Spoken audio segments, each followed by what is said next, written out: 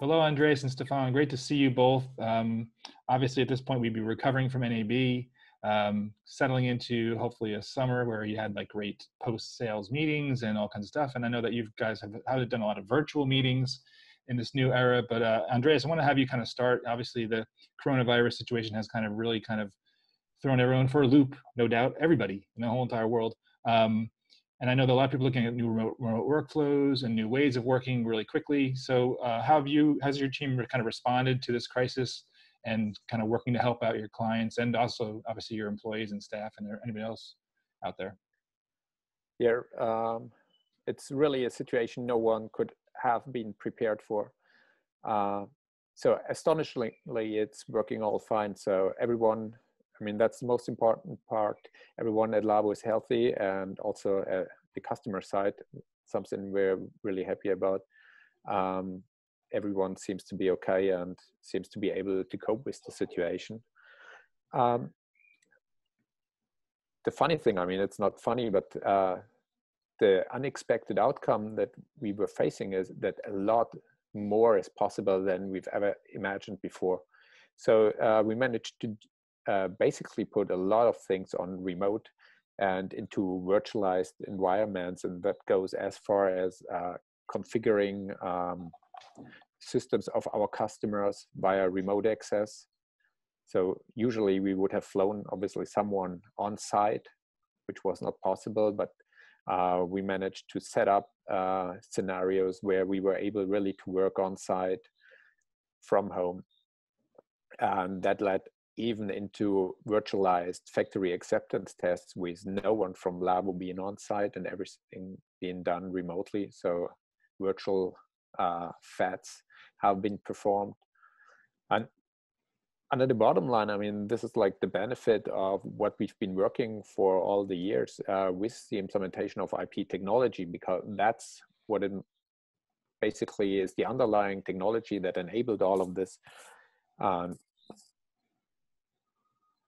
Yeah, maybe more on like with regards to the trade shows, because right. Obviously on the marketing side, also a lot just didn't happen, like NAB. Right. What I find fascinating is that, like, because you guys led a lot of the charge on the move to IP, you know, for video and audio transport, you kind of redefined the company. Much of the work over the last 2 years wasn't designed to see, none of the marketing messages was like, by the way, if there's a pandemic, you can now keep operating. But I think all of the, you know, that was a unexpected benefit of all the efforts, is that during a pandemic, people are able to keep working. You know, it's fascinating to me. That was not the plan. The plan was to help people, you know, cut costs and cut travel costs and that kind of stuff and work more efficiently. But now it's like keeping people on air, which is great. Very important. Yeah, and it got even beyond the point, which was basically designed in by intention. Right. So we were able to go even further than we originally thought. Right. These whole concepts of remote control. Exactly. Yeah. So Stefan, I want to kind of bring you in here to talk about some of the new developments, because obviously innovation is what you guys are all about. There's always innovation at Lawo. So what are some of the new developments that people should be looking at and considering as they're looking to, you know, enhance their workflows and kind of take their productions to the next level? Yeah, thanks, Ken. Well, actually, it's a bit sad that NAB didn't happen, because we have a full plate of very exciting product news, specifically in that IP infrastructure area. And I think they make a big difference in and help to kind of go the full IP route even faster than before, or even more straightforward. Right. And I think the probably the most crucial area in all of this is control. We hear this from all of our customers. I mean, you have a switch, you can buy this works, it's been proven to be able to make TV. You have end nodes, and we have a number of very capable options to purchase on the market on end nodes. The headache comes into play if you have to kind of, especially, you know, pick different pieces from different vendors, right, stick them onto a network, and then make a TV system out of it, because there are some things that are missing, specifically around the systemized use case. So the first question is, what happens if parts of my system, you know, get powered down and powered up, and how are these states preserved and repunched and stuff like this. How are the connection reestablished? This is really, really easy in an SDI world. The router has the sole truth. And as long as the router keeps the state, everything else can power down, power up, and there's minimal impact. Right. The IP switch doesn't do this for you. The end node doesn't do this for you. The orchestration layer doesn't do this for you. So who's doing this? And in the past, this led to, also in our system, sometimes to very interesting solutions, how to kind of maintain all of this state and restate them and make sure that the system, if stuff gets powered down, if a device reacts late, actually the overall connectivity is maintained and preserved. And we are introducing into VSM a new functionality called Flow State Master. And basically we're taking ownership now of this problem. And if you, to me, choosing the right control system makes or breaks your entire IP system. Right. And with VSM and that Flow State Master functionality, we memorize all the routes that have been made. We make sure that if devices are temporarily not available or react late or whatever, they get fed with the information what they're supposed to do. So we don't leave this to any chance anymore. And while this is straightforward to do maybe in a one vendor solution, this is quite complicated in a multi-vendor solution. But this is the challenge we take on, because that's our mission. We want to solve with VSM, we want to control the entire facility. And as functionalities, we never supply video switches, switchers, cameras, replay machines and stuff like this, but they still are controlled by us. So right. that is a key functionality. We can now kind of have the same feeling that you had in an SDI plan. Power stuff down, power stuff up, stuff comes back. We take care of this. So this is the core functionality. There's a side aspect of this, which is also very exciting and often requested is, can I take a stage box, plug it into one network port, automatically everything is subscribed, then unplug it and plug it to a different network port, and the signals travel with you. We now have a functionality like this. We query the devices, we register what they have been subscribed to, and if you put them to a different switch port and their IP addresses change or the IP segment change, we can remap them, and you can basically do realize two scenarios. Scenario number one is you take a device, you plug it to a switch, and if you plug it to a new port of that switch, all the signals travel automatically without any re-stitching. Yeah. It's just, it reads, the VSM understands, oh, this device now popped up in another port. I have to reevaluate this, talk to the orchestration layer to secure the bandwidth and stuff like this. There's also the possibility to say whatever device, or let's say if you have a number of different stage boxes, same class, but you say if a device of that class is connected to that switch port, always subscribe to this set of signals. That's what we can do too.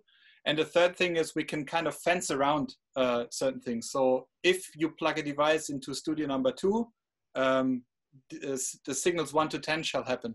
If you take the same device and or take a device out of studio 3 and plug it into studio 2, nothing should happen because there should be no cross connection. We call this trust zones. Right. So, and with this, we bring in kind of we start to get into that field of plug and play and auto healing and stuff like this. So these are our first steps into this direction to be followed up. But we also do workflows that are enhance whatever was possible in the SDI world. Because just imagine plugging an endpoint into an SDI router and patching some signals to it, and then plugging it into a different router, and the signal patch follows. Never does this. Right. Now in the IP, this is possible. So I think we have a solution now. This is actually where you get functionality that were impossible in a dynamic that is impossible in an SDI world. Right. And the third one, which is really important on the control space, and this is the biggest fear. I have 2 trucks, 2 run an IP system. How do I interlink them? And we've seen a lot of baseband back conversions just to connect stuff, to not have complications, confusions between different systems if you share. And we have introduced a new functionality called VSM Share, which allows 2 VSM systems, let's say 2 trucks, each run a system in VSM, to kind of identify signals they want to share. So if you connect these 2 trucks on the network level on a certain port, you in an operational mode will be able to say, out of truck 1, camera 1 and 2 shall be accessible by truck 2. And only these get shown, and vice versa. And this is not something you have to pre-configure in any iteration you have to do. It's something you can decide on the fly. There's a pool of signals, and you can decide share them with another VSM.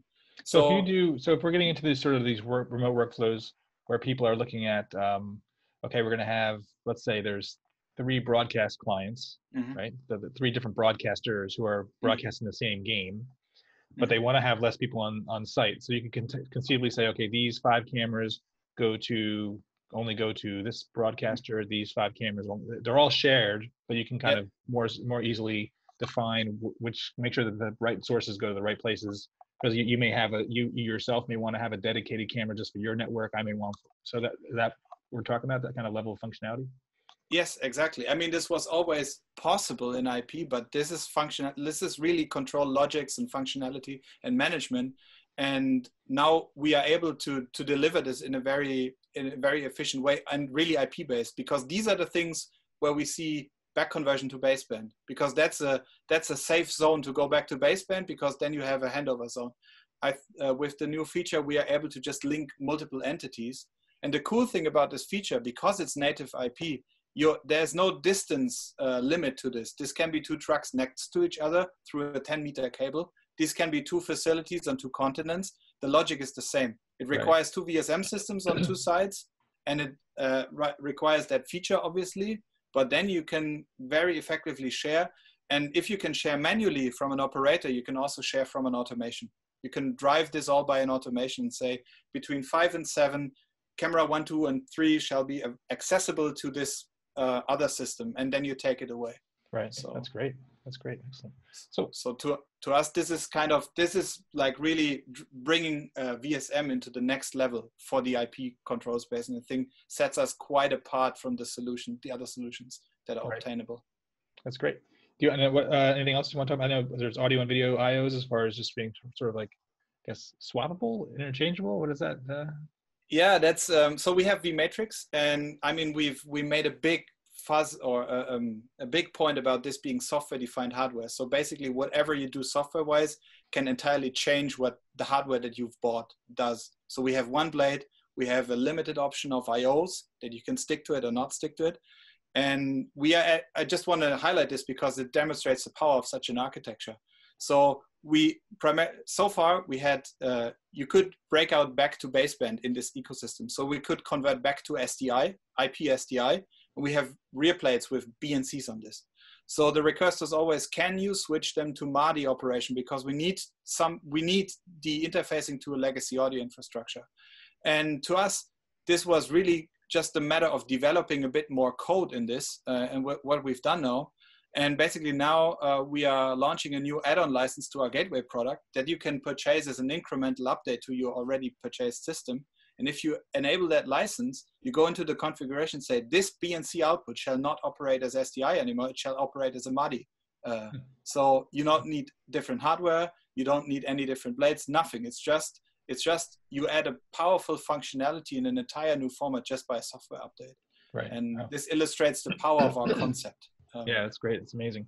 I mean, it's really cool because we're really seeing, obviously, because Lawo was, you guys really on the cutting edge there as far as the move to IP and sort of that sort of workflow. So it's cool to see, like, this is probably what we're in, like 4th generation roughly. So it's really sort of, you're really kind of, I'm guessing there, but that's got to be right? Yeah. I call it 5th. What was the first introduction? 3? Of vMatrix or of a IP-based video product? No, the vMatrix specifically, because it's probably 4 or 5, right? Roughly. Yeah, it's time flies. I can't. I would need to look it up. Yeah, things that I thought happened 2 years ago happened 10 years ago. So, but yeah, with the first video product, I mean, that was like 2013 with the V-Link 4. Right. That was this specifically, video transport over IP, But this specifically shows the first time we showed it as a gateway product. So conversion, a bit of processing. Then with software update, the same thing we launched 4 or 5 years ago becomes a multi-viewer. Then it becomes a UDX. Now the gateway that you bought maybe 3 years ago becomes also a MADI gateway. So this is really, really powerful architecture that allows a lot of functionality without additional hardware, additional rack space and stuff like this. So, well, fingers crossed at the 2021 Olympics, because I know you guys always have a big presence at the Olympics. and a lot of the broadcast networks. All these things will be making a difference from Tokyo. So again, fingers crossed. Only one, sorry. So Andreas, do you want to talk about PDP a little bit? I know that that was on your hot list. Oh yeah. So in addition to the infrastructure and to the control on the IP side, you might be aware of our SMART system, which stands for System Monitoring and Real-Time Telemetry. So it's basically a tool to take a deep dive into the IP infrastructure to be sure it's operating all consistently and everything is fine. And into the system, we added some new functionality, like a deeper integration with the VSM control system, allowing for label exchange and such. And one of the major steps we took there is to improve the PTP monitoring capabilities of our smart solution. So now you can perform stuff like finding the grandmaster on the network, look which switch is locked to which clock. You can analyze and monitor the PTP flows across the complete network to see whether there's any offsets, if there's any drifts. And in addition to that, you can track and record all this data into the Smart DS, which stands for data storage. So in the storage engine, you can store it all in there. So you can analyze at a later stage what happened a week before or 2 weeks before or a day before in case something occurred. And this gives an even better understanding of your network and therefore more reliability, obviously, on the day-by-day operational side and the better insight for the engineer. Right, that's great. This saves a lot of time when it goes into troubleshooting and such. Right. I know anything related to timing that's the biggest issue out there. So that's great to hear. Yeah, so, we can rewind, so we can go back in time. Something failed, it's not lost, it's in there. So you rewind 10 days and say, oh, now I know why it didn't go well. So this is really powerful. That's great. So Stephan, anything else you want to add before we? Yeah, just a quick one. I just want to highlight a new product around ENC data that we are also adding. It comes from that smart team, but it interacts with the vMatrix quite a bit. So there's, the latest one in the 2110 family is -40, which is a way to transport the embedded ENC data in a separate stream format. And that's something we've added or are adding to the products. And the Gateway product does it now. So we do breakaway and change between SDI and that streaming format and re-embedding and stuff like this. The real magic comes with a new product we call the 4040 ENC Shuffler. It's a software that sits on a server in the network. It can subscribe to these different streams. It can generate new streams. And the power of it actually can read all the content which is in that stream. So it can decode it, check it for integrity. It can merge or split this. So you can take 3 input streams and make a new one out of it. You can delay it. You can take 1 input and split it to the 3 outputs. So this is really allowing you just on the software level to make very powerful, flexible ENC data workflows. And this is something which is frequently requested from us to deliver solutions specifically in the facility and MCR space. So this is where kind of what we're seeing is that what was really like the system telemetry and monitoring system and what was the on-air, let's say, video carriage system, the vMatrix, they merge because the applications are so near. We kind of, some of the part of the workflow is handled by the monitoring system, some part is handled by the vMatrix system, and we are bringing these products together so the workflow integrates. Again, because it's IP, it doesn't matter where they physically sit. So that ENC data server can be somewhere, and the gateways can be completely somewhere else, and the workflow still works. That's the beauty and the power of the technology that we've chosen to do this. Right. So that's kind of rounds up all the highlights that we have in media infrastructure. That's great. Excellent. Well, thank you so much for your time. Really appreciate it. So obviously, stay healthy. Hopefully, the Bundesliga will be back soon and leading the charge. Germany as always, and hopefully get a chance to see you both soon in person somewhere. Yeah. Thanks for giving us the time, and hope to see you live and in color and in real. And everyone stay healthy. Also back home. Stay home. Stay healthy.